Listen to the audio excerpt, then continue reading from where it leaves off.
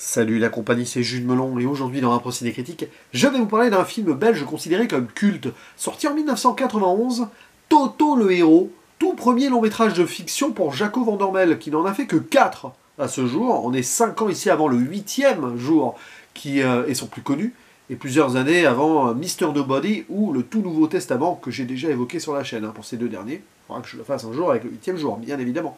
Au casting de cette œuvre ici qui nous intéresse, nous avons Michel Bouquet qui interprète Toto, ou Thomas âgé.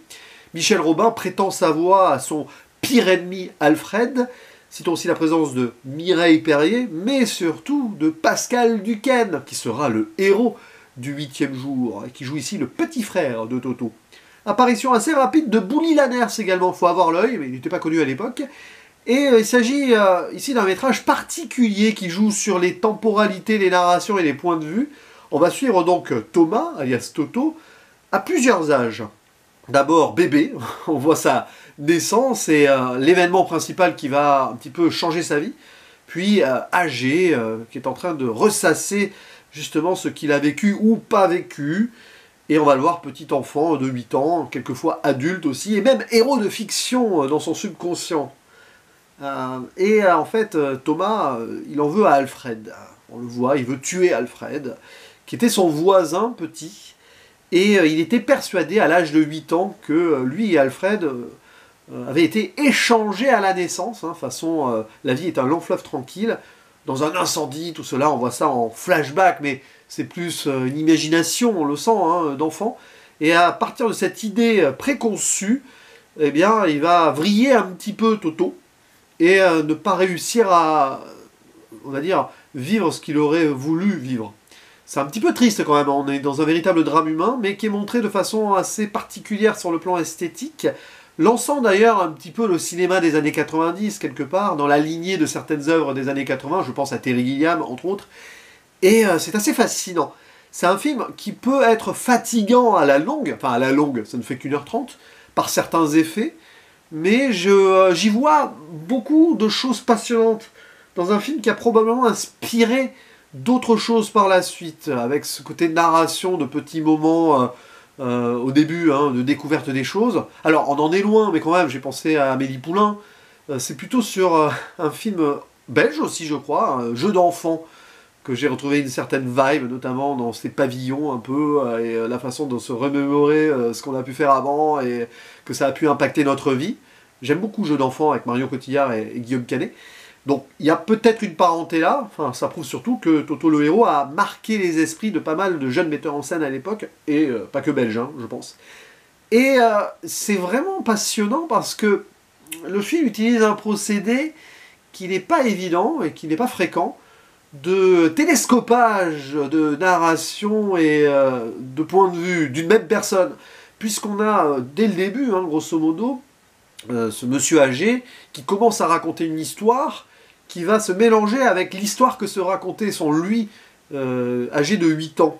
Donc, et c'est touchant parce que on a une personne âgée qui peut-être commence à perdre un petit peu le sens de la réalité, en plus de ruminer donc ce qu'elle n'a pas pu faire dans sa vie.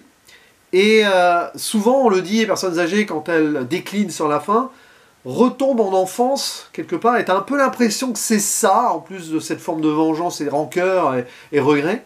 Et c'est assez marquant quand donc la voix de Thomas âgé va avec la voix de Toto 8 ans, et on va comprendre ici la construction du traumatisme par cette idée-là, qui est particulière, pourquoi pas après tout, puisque en face son voisin, donc Alfred, a son âge et il est né le même jour, puisqu'il fête son anniversaire le même jour, et peut-être parce qu'il n'est pas heureux de la vie qu'il a, il envie son voisin qui est un peu plus huppé, on va dire, à la classe sociale, et donc il va se persuader après toute son existence qu'il n'a pas eu cette vie rêvée qu'il aurait aimé avoir, et du coup il rêve sa vie aussi.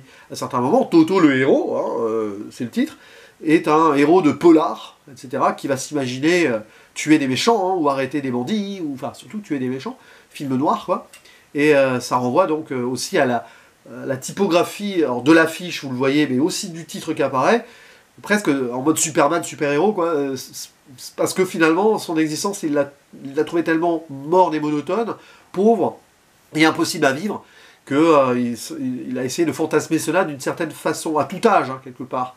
Renforcer d'ailleurs cette idée, cette impossibilité d'histoire d'amour, qui, c'est malaisant hein, sur le papier, mais avec sa grande sœur. Voilà, il y a une sorte d'inceste qui se construit là. Mais pour Thomas, il faut garder cela en tête, c'est pas impossible dans le sens où, comme il imagine qu'il y a eu un échange d'enfants à la naissance, ça serait pas sa sœur biologique.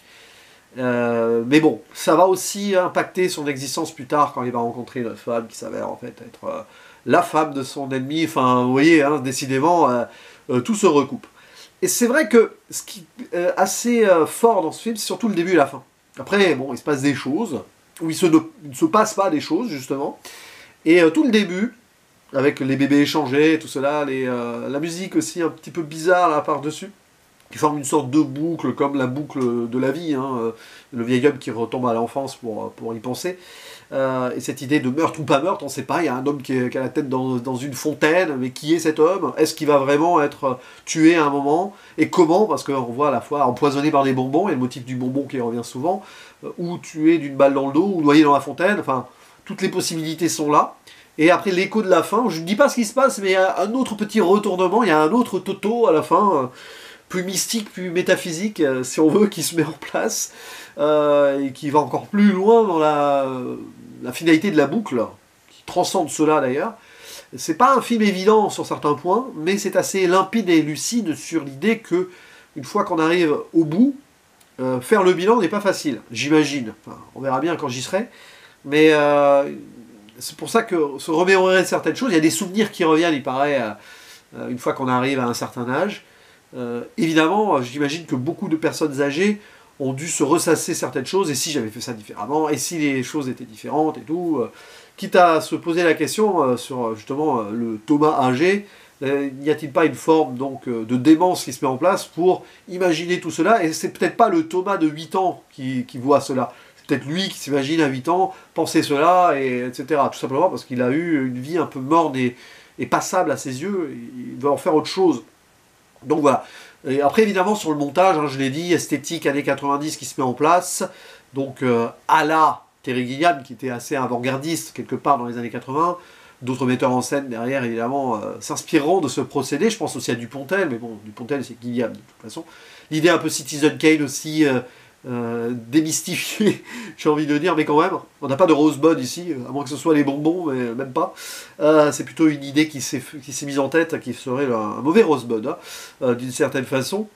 Et après, bah oui, il y a aussi la chanson de Charles Trenet, hein, Boum, quand votre cœur fait boum. Il y a aussi une petite comptine d'enfants, hein, pas pour les pompiers, la maison qui brûle, hein, parce que l'effet du feu qui brûle, qui a consumé la vie de Toto d'une certaine manière, qui a changé les choses dans cet hôpital au début, avec les enfants échangés, enfin selon lui. C'est sûrement ce motif-là aussi qui revient. Et l'idée de la consommation jusqu'au bout. J'en dis pas plus sur la fin. Vraiment. Mais ouais, c'est un film passionnant, qui est pas forcément évident à apprécier au premier degré de la première lecture. Faut laisser passer les choses un peu. Là, je fais cette vidéo le lendemain de mon visionnage, mais je le reverrai avec grand plaisir, Toto le héros. C'est du cinéma autre, qui annoncera ce qu'il fera un petit peu avec Mr. Nobody quand même. Maintenant que j'y pense, que lui aussi, il faudra que je revoie, pour le coup, bah, pareil, qui m'avait fasciné, mais, voilà, Toto le héros, c'est pareil. Mais, à mon avis, le cinéma de Jacob Van Dormel est plus passionnant à la relecture. Le tout Nouveau Testament est intéressant là-dessus, avec aussi la voix d'enfant, perspective, plusieurs choses aussi, de plusieurs êtres, là, plus qu'un seul être en plusieurs périodes. Mais bon, en tout cas, n'hésitez pas à dire en commentaire ce que vous pensez de ce film très particulier, mais très intéressant à voir et à découvrir, ou à revoir, j'imagine. Laissez votre sensation dessus, bien sûr. Ce sera avec plaisir que je vous répondrai et qu'on échangera ensemble. Allez, je vous dis à la prochaine. Ciao.